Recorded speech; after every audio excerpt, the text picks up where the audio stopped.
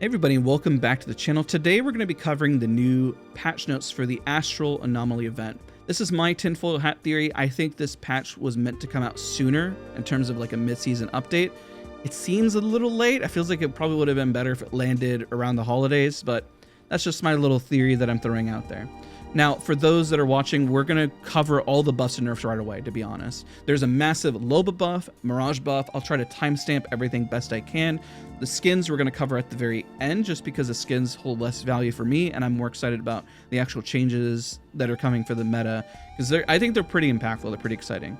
For people who watch for Marvel Rivals content, I'll be posting that on Thursday, doing a spectating episode. Now, tomorrow we're going to live stream Apex Legends. We're going to play Loba. We're also going to cover all of the buffs all in one video because there are some pretty amazing changes that are coming. I think are going to be impactful. Maybe I'm just excited about Loba. Maybe it's just me. Okay, so patch notes. Balance updates. The care package. You're opening a care package now grants Evo to the entire team instead of just the opener. Nice little quality of life change. Not too bad there. The gold weapon rotation. Charge rifle, prowler, nemesis, G7, and car SMG. What's interesting is the charge rifle's here first and foremost, and also the nemesis, considering they're going to have new pop-ups as well as other amazing stuff. Charge rifle's getting a massive buff, by the way. Now, ring lethality. This one's actually kind of important considering the stuff that's coming to Loba that might be busted. So it's important to take a big, just like mental note here, okay? Support perk benefits will disable once a player reaches the ring lethality warning time limit. Now, my question is, how long is that? Are they adjusting it? There's no like time set here, so I'm not sure. The revive expert benefits will still maintain a long cooldown before reuse after being used inside the ring. So you can't just keep spamming res somebody and let them heal up. Now, going on to attachments and of course other stuff that's being added. A new hop up, finally. Been a hot minute since we've had a new hop up, I think. When was the last? I can't even remember. It just feels like it's been a hot minute. The new accelerator stock on the Nemesis, G7 Scout, and car SMG. So what this does, it increases Evo gained from damage. It increases ultimate charge from damage. Also, it knocks when you knocks grant 30% ultimate charge as long as the accelerator weapon is equipped. Start all through that. So essentially, you knock somebody, you gain 30% ult charge. Now, okay, this is the crazy part. Imagine you're Gibraltar, right? You throw your ult. And then you, the ult's done, but then you knock one person with a shotgun, another person, another person, another person. Is your ultimate going to be a 90%? Is it going to be that busted if you just pop off with, like, I said shotgun, but realistically with a Nemesis, G7 Scout, and car? It kind of gives it a little bit more oomph, but at the same time, shotgun meta is still very prevalent, so I guess we'll kind of see. This is a bit refreshing. It's interesting to kind of look at. Okay, here's another one. What about Vantage? Every time you knock somebody with a Nemesis, are these going to be like you need to run these on these characters? Yeah, that's something to really think about. That's something to think about. That's pretty crazy. Now, the Arc Star has a quality of life change, which will now be notified with a stuck message when you've been stuck with the Arc Star. So people think, I mean, in general, it could be hard to tell when you've been stuck with an Arc Star. So this will clear that up. Pop-ups, they added select fire, equipable for the prowler and charge rifle. Adds a toggleable automatic firing mode. So the segues, prowler is pretty straightforward. We know the prowler, easy. The charge rifle though, this is a pretty big buff. The charge rifle increased ammo capacity. Base ammo is 6, white mag is 7, blue mag is 8, purple mag is 9. They increased the projectile size at all closer range. They increased projectile speed. They improved recoil. Maximum damage for range scaling now achieved at 200 meters. It was 300. They reduced projectile gravity, meaning that there's less bullet drop. And now it takes select fire hop up, meaning you can do an automatic firing mode. We'll see. I mean, the damage is reduced by 25%. But it has the increased rate of fire, the recoil improvements when in auto. So I'm kind of curious what that's going to look like. Now, it's funny because Monsoon is a pro player that's really great with a charge rifle, but it's only great in the hands of the select few. So this is going to be interesting because I guarantee the charge rifle was not a very popular pickup. We'll see how popular it is now. Next up is the Mastiff has been nerfed. It's been proven to be one of the most powerful shotguns in the game. So what they're trying to do is double down and lower his damage output, lower his DPS. So essentially the aim down sights blast pattern tightening is reduced. So you won't be able to just keep blasting as much from a distance. The blast pattern size is increased. They increase the time before the Mastiff is ready to fire one raise, so there's a little buffer there. The raise and lowering times have also slightly increased. So quite a few changes. Next up, the Peacekeeper. The choke speed significantly increased. So they're trying to push the Peacekeeper up because they've also increased the projectile speed, which should help with his consistency, making the Peacekeeper more of a ranged damage dealer than the Mastiff. But at the same time, I mean, you still got to wait for that choke speed, but they increased it. So it's like they're trying to trade off the shotguns, is what it feels like here. We'll see how that feels. The RE45 has been buffed by 1 point of damage. We'll see, since it has taken a back seat like they're saying here. I don't know how much that's going to help. We're going to have to see in the long run. Now, the Legends changer. Remember, I said Loba is going to be a massive buff as well as Mirage. You're not even ready for it. It's insane. So Alter has been buffed as well. It looks like they're saying that there's more to come in the future, but this is a start. Just a start. The Void Nexus cooldown was reduced to under 20 seconds, and it no longer has a timeout timer, meaning that perk is now just buffed in, which is great. The range is also increased to 300 meters, which is insane. That's a pretty big distance. Now, the upgrades for Tier 3, the Eternal Nexus, is moved into the base kit. The new multi-dimensional grants a second Void Nexus and can exist at the same time. So you really can kind of ping pong at that point, which is pretty interesting. We'll have to see. I think Ultra needs still more love, especially more distance with her tactical, in my opinion. Also, I think they need to remove the highlight that she's about to port in. I think that's a little too much, especially with how loud it is. I think she needs to be more of a surprise element. But this is a start. This is some stuff that I've mentioned for Alter, and I'm hoping that might bring her a little bit more viability. Horizon's gravity lift has just had some visual changes. They reduce the visual load on the battlefield, but they also increase the audio of players in lift to be more noticeable. We'll see how much that is. Now, this is why we're going to be playing Loba on stream tomorrow. Okay, I have a theory that she's going to be one of the best, most aggressive, and most flexible legends in the game. Okay, I think she's going to be a whole lot of fun. I think she's going to be the carry of the group, and I would love to see her in comp because I think she's going to be that strong. Maybe in endgame, yeah, she won't be as strong, but I think now she's got some really strong purpose, okay, especially for economy. Let's get into it. The black market, the ultimate starts at 99% charge. It was 50%. That's crazy. That's that right off drop, get the guns that you need. And it doesn't stop there. So they added grief protection. I don't know what that means, I'm gonna be honest. Maybe that means somebody blasting it out before. We'll have to see. You can now be remotely picked up. Perfect, because there's so many Lobas like myself that forget to pick it up at a distance and somebody uses it. You can now grab banners. It does not consume a black market usage. That's a great change. Should have already been in the game. You can now open vaults without a key, but no Evo is rewarded. So stealing loot no longer breaks the black market, but can be done by Loba and will set off alarm still. You can now once again loot from the explosive holds. That's good. They removed the delay after placing the black market before it becomes usable.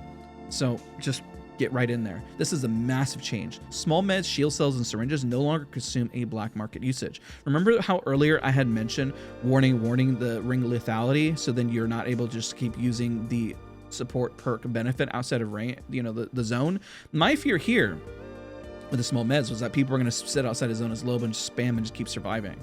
Well, if they sit outside too long, well, then they'll lose the support perk benefit. So I'm glad they had that foresight. Trials, Big Mod, and Caustic Labs no longer, well, it doesn't appear in the black market anymore, which is, I guess, a fair trade because you don't want somebody dropping and getting the best guns in the game that quickly. It's already bad enough. In a good way. The Burglar's Best Friend now has 2 charges. That's the tactical. They reduced the tactical toss time slightly and recovery time significantly.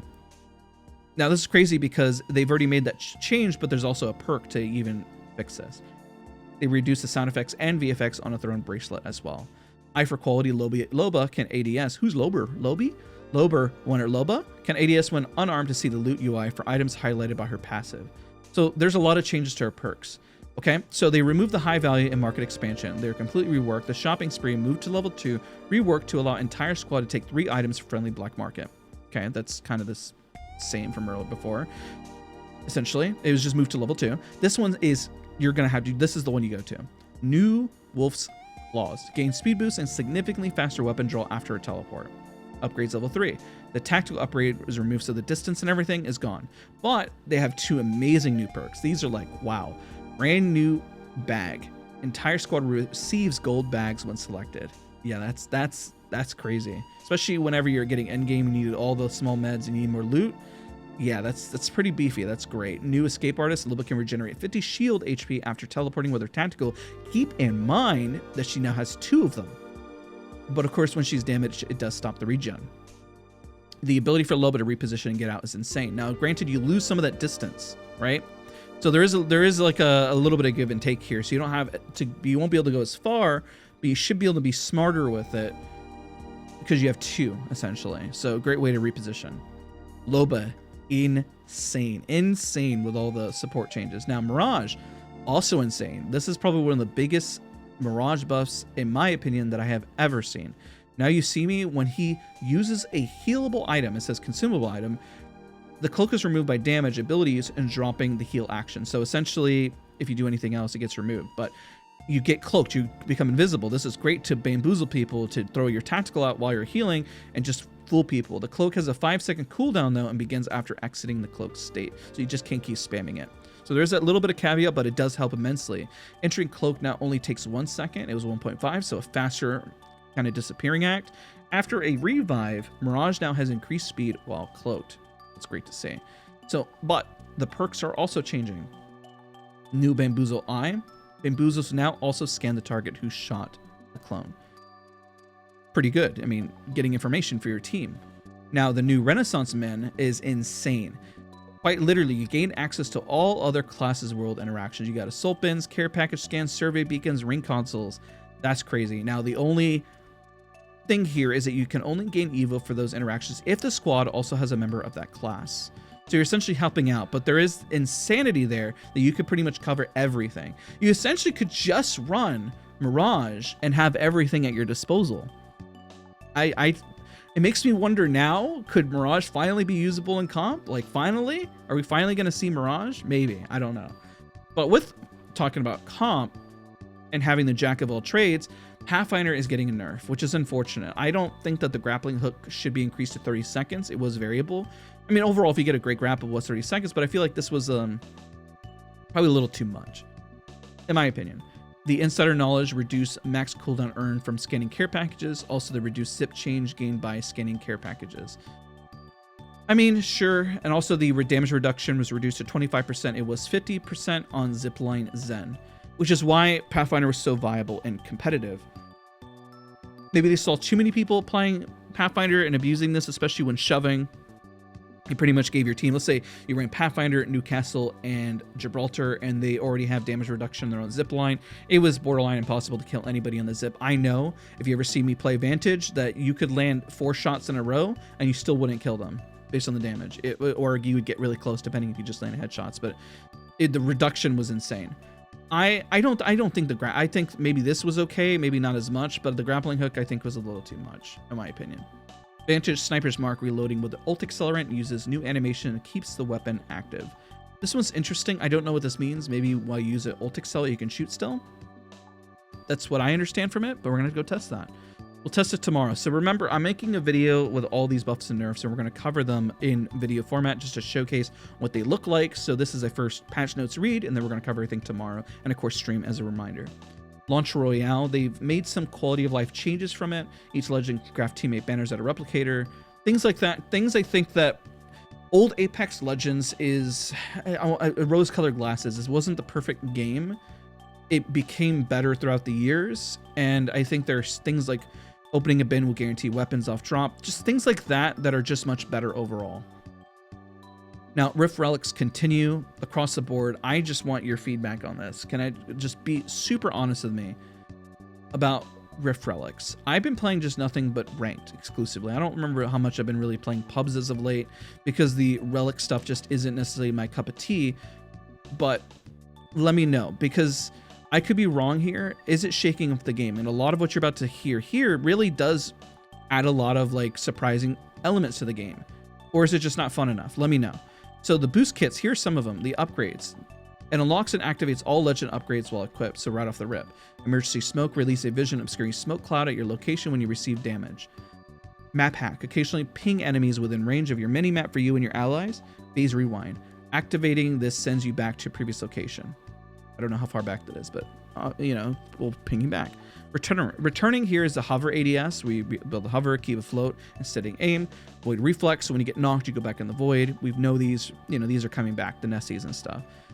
Now, newly added relic weapons are the Pulse Blade, an enhanced version of the throwing knife that incorporates a small scan at the impact location and increased damage.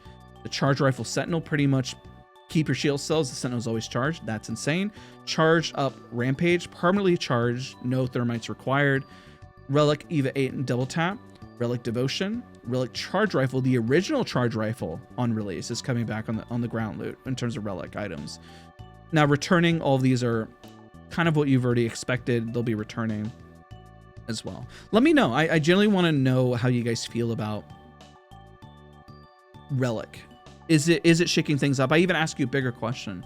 Would it be interesting to have a grenade only game mode? Would it be interesting if these were, instead of just being able to be picked up, if they were more prevalent in the hands of a player and a little bit more set in stone? I feel like Apex is trying hard here to add variety, to shake things up in pubs, to make it different than ranked. It's why I personally haven't been playing pubs. I just want your thoughts. Generally, give your thoughts on that. Now, map rotation, these are kind of already in existence. They did move E-District, Olympus, and World's Edge.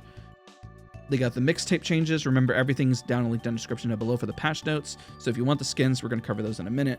They did change the RP values. These are already been in effect. So you probably noticed that the RP has increased by like 100, in some cases 50, depending on your rank. So like Platinum moved up to like 1,000. And so it's just because you lose less points, they increase the RP needed to go up. I don't really know how I feel about that, but I guess they were mentioning how there was some overlap as well from tiers, and this keeps the matches balanced. I still see some players hop in, and maybe they're queued up with people, I don't know. This one's really interesting. They added a buffer to tap strafes to combat automated movement tech at higher frame rates. I don't know what this means. I use scroll wheel for tap strafing. I don't know if higher frame rate was impacting that, or if there's some movement tech that I'm unaware of. Somebody's gonna have to comment, because I don't, after the first time reading that, I really don't know what that means. The Charge Rifle UI no longer occasionally displays when ADS with a high power optic. The first draw animation no longer plays with Akimbos after every death and mixtape.